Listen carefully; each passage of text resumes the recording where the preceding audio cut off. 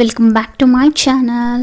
ఈరోజు మనం soya చంక్స్తో masala gravy కర్రీని ప్రిపేర్ చేసుకుందామండి. చాలా టేస్టీగా ఉంటుంది. ఇది చపాతీలోకి, రోటీలోకి చాలా బాగుంటుంది. అండ్ మామూలు రైస్లోకి కూడా బాగుంటుంది. అండ్ స్పెషల్ రైస్లోకి కూడా ఇంకా బాగుంటుంది. అంటే ఏదైనా ఫ్లేవర్డ్ రైస్లోకి, బగారా రైస్ అలాంటి వాటికి ఇంకా చాలా చాలా బాగుంటుందండి. సో ఇంకెందుకండి ఆలస్యం, మనం ప్రిపరేషన్లోకి వెళ్ళిపోదామా. ఇంకా స్టవ్ వెలిగించానండి. ఒక బౌల్ పెట్టాను. ఆల్రెడీ ఇక్కడ వాటర్ అనేది నేను యాడ్ చేశాను. అవి కాస్త బాయిల్ అయిన తర్వాత నేను ఇక్కడ 1 కప్ వచ్చేసి సోయా చంక్స్ని తీసుకున్నానండి. ఇవి కాస్త ఒక 5 మినిట్స్ అలా హాట్ వాటర్లో పెట్టి కాస్త మరగనిద్దాము. ఎక్కువసేపు ఏం అక్కర్లేదండి, జస్ట్ ఒక 5 మినిట్స్ అయితే సరిపోతుంది. సోయా చంక్స్ అనేవి ఉడికిపోతాయి. నెక్స్ట్ నేను ఇవి స్టవ్ ఆఫ్ చేసేసి పక్కన పెడతాను.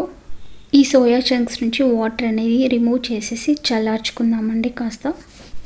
నెక్స్ట్ నేను ఇక్కడ స్టవ్ వెలిగించానండి. ఒక ప్యాన్ పెట్టాను. ఆ ప్యాన్లో 1 టేబుల్ స్పూన్ వరకు ఆయిల్ అనేది యాడ్ చేశాను. ఇక్కడ ఆయిల్ అనేది వేడెక్కిన తర్వాత మనం ఇందాక సోయా చంక్స్ని బాయిల్ చేసి పెట్టాం కదండి, చల్లార్చుకున్నాం కదా, వాటర్ అనేది మొత్తం డ్రైన్ చేసేసుకొని సోయా చంక్స్ని జస్ట్ లైట్గా ఫ్రై చేసుకోవాలండి. మరీ డీప్ ఏం అక్కర్లేదు. జస్ట్గా కొంచెం సోయా చంక్స్ అనేవి కొంచెం లైట్గా స్మెల్ ఉంటుంది కదా, ఆ స్మెల్ పోయేంత వరకు మనం వీటిని లైట్గా ఫ్రై చేసుకోవాలి. ఫ్రై చేసుకొని మనం వీటిని పక్కన పెట్టేసుకుందామండి.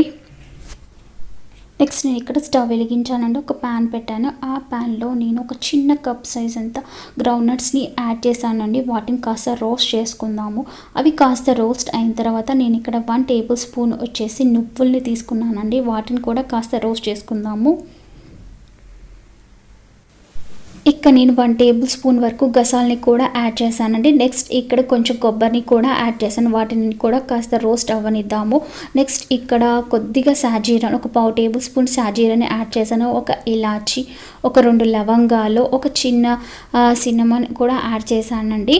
వీటిని కూడా కాస్త ఫ్రై అవ్వనిద్దాము. ఫ్రై అయిన తర్వాత స్టవ్ని ఆఫ్ చేసుకొని ఇక్కడ నేను ఒక 4 ఎండుమిర్చిని కూడా యాడ్ చేశానండి. ఇక్కడ స్టవ్ని ఆఫ్ చేసేసుకొని వీటిని కాస్త మిక్సీ పడతామండి. కొంచెం వాటర్ అనేది కూడా యాడ్ చేసుకుంటూ ఫైన్ పేస్ట్ లాగా చేసుకుందాము.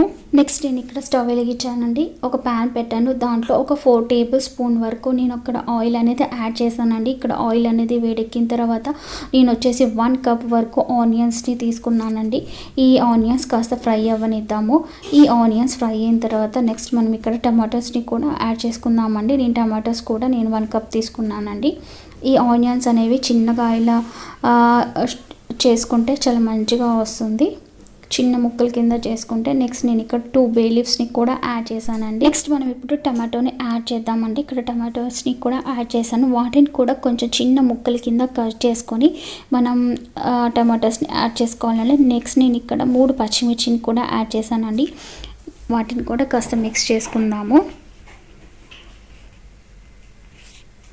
నెక్స్ట్ ఇక్కడ కొద్దిగా కరివేపాకును కూడా యాడ్ చేశానండి. నెక్స్ట్ మనం ఇక్కడ కొద్దిగా ఒక 1 టేబుల్ స్పూన్ వరకు అల్లం వెల్లుల్లి పేస్ట్ని కూడా యాడ్ చేసుకుందామండి. నెక్స్ట్ ఒక చిటికెడంత పసుపును కూడా యాడ్ చేసుకుందాము అండి. నెక్స్ట్ 2 టేబుల్ స్పూన్ వచ్చేసి ఎండుమిర్చి పౌడర్ని కూడా యాడ్ చేస్తున్నాను. నెక్స్ట్ మన టేస్ట్కి తగ్గట్టుగా సాల్ట్ని కూడా యాడ్ చేసుకొని మనం దీన్ని బాగా మిక్స్ చేసుకుందామండి. మిక్స్ చేసుకొని ఈ టమాటా, ఆనియన్ అంతా కాస్త మగ్గనిద్దాము. దీనికి మనం లిడ్ అనేది పెట్టుకొని కాస్త మగ్గనిద్దాము. దీంట్లోకి కొంచెం వాటర్ కూడా యాడ్ చేసుకొని మనం ఈ టమాటోని మగ్గనిచ్చుకుంటే చాలా త్వరగా మగ్గిపోతాయండి. ఇది మగ్గేలోపు మనం ఇందాక రోస్ట్ చేసి పెట్టుకున్నాం కదండి, ఆ పల్లీలు, నువ్వులను వాటిని మిక్సీ పట్టుకుందామండి. ఈ మిక్సీ జార్లో మనం ఇందాక రోస్ట్ చేసి పెట్టుకున్నాం కదండి, వాటిని వేసానండి. దాంట్లో 1 టేబుల్ స్పూన్ వచ్చేసి ధనియా పౌడర్ని కూడా యాడ్ చేశాను. నెక్స్ట్ ఒక 1/2 టేబుల్ స్పూన్ వచ్చేసి జీరా పౌడర్ని కూడా యాడ్ చేశానండి. వీటిని చక్కగా మనం బ్లెండ్ చేసుకుందాము. ఫైన్ పేస్ట్ లాగా చేసుకుందాము. కొంచెం వాటర్ అనేది కూడా యాడ్ చేసుకొని చక్కగా బ్లెండ్ చేసుకొని పక్కన పెట్టుకుందామండి. నెక్స్ట్ నేను ఇక్కడ లిడ్ని ఓపెన్ చేసి చూసానండి. ఇక్కడ టమాటా, ఆనియన్స్ అంతా కాస్త మగ్గిపోయాయి. చూసారా? ఇవి మగ్గిన తర్వాత మనం ఇందాక పేస్ట్ చేసి పెట్టుకున్నాం కదా, రోస్ట్ చేసిన పేస్ట్ని, వాటిని కూడా దాంట్లో యాడ్ చేసుకుందామండి. ఇది కొంచెం చిక్కగానే వస్తుంది. సో ఇందులోకి ఇంకొంచెం వాటర్ అనేది కూడా యాడ్ చేసుకొని కాస్త మగ్గనిద్దాము. ఇక్కడ మన ఆయిల్ అనేది కొంచెం పైకి వచ్చేంత వరకు కాస్త మనం దీన్ని బాయిల్ చేసుకుందాము. మనం కాస్త లిడ్ అనేది పెట్టుకొని కుక్ చేసుకుందామండి. నెక్స్ట్ మనం ఇక్కడ లిడ్ని ఓపెన్ చేసి చూద్దామండి. చూసారా, ఇక్కడ కొంచెం వరకు ఆయిల్ అనేది మనకు పైకి వచ్చేసింది. అంటే మన కర్రీ అనేది ఆల్మోస్ట్ అయిపోయినట్టే. ఈ లోపు ఇందాక మనం ఫ్రై చేసి పెట్టుకున్నాం కదండి ఆ సోయా చంక్స్ మీల్ మేకర్ని, వాటిని కూడా దాంట్లో వేసుకొని బాగా మిక్స్ చేసుకుందామండి. మిక్స్ చేసుకొని ఒక 5 to 10 minutes వరకు లిడ్ అనేది పెట్టుకొని ఉంచుకుందామండి స్టవ్ పైన. ఇలా చేయడం వల్ల మన ఈ సోయా చంక్స్కి ఉప్పు కారం అంతా బాగా పడుతుందండి. ఈ సోయా చంక్స్ అంతా మసాలాని అంతా బాగా పీల్ చేసుకొని మంచి టేస్ట్ అనేది వస్తుంది.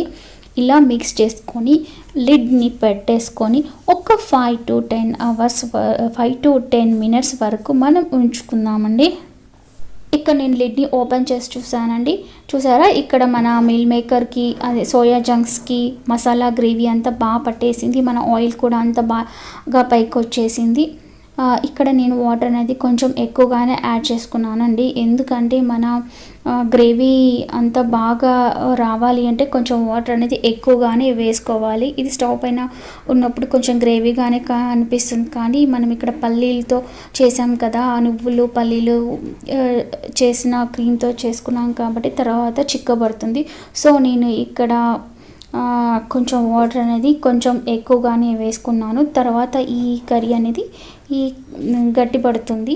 సోయా చంక్స్ని యాడ్ చేసుకున్న తర్వాత ఒక 5 to 10 minutes ఉంచుకున్న తర్వాత కొత్తిమీరని కాస్త మనం పైనుంచి యాడ్ చేసేసుకొని స్టవ్ని ఆఫ్ చేసేసుకొని సర్వ్ చేసుకుంటే సరిపోతుందండి. మన yummy tasty soya chunk masala gravy curry అనేది రెడీ అయిపోయింది.